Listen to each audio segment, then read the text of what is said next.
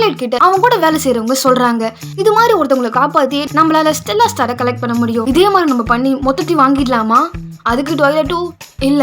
நம்ம இதே மாதிரி வாங்கினா கண்டிப்பா நம்ம மேல சந்தேகம் வரும். அதனால அது மாதிரி பண்ண முடியாது. நம்ம வேற மாதிரி தான் மத்த ஸ்டார்ஸ் கலெக்ட் பண்ணணும் அப்படின்னு சொல்லிட்டு சொல்றான். அடுத்த நாள் ஆன்யா ஸ்கூலுக்கு போயிடுறா.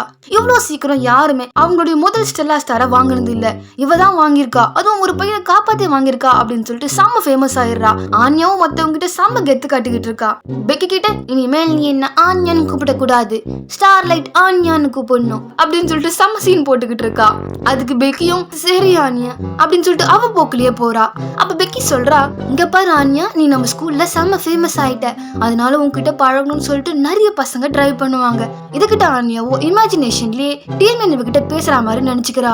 டிஎம்என் நம்ம கூட ஃப்ரெண்ட் ஆனா எங்களோட மிஷனை நான் முடிச்சிடுவேன் அப்படின்னு சொல்லிட்டு நினைக்கிறா. ஆனா நிஜத்துல நடந்தது அதுக்கு அப்படியே ஆப்போசிட்.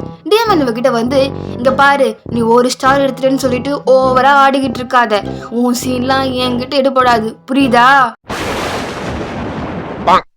மறக்காம இந்த டைட்டிலுக்கு மேல இருக்க லிங்கை கிளிக் பண்ணி ஃபுல் வீடியோ பார்த்து என்ஜாய் பண்ணுங்க.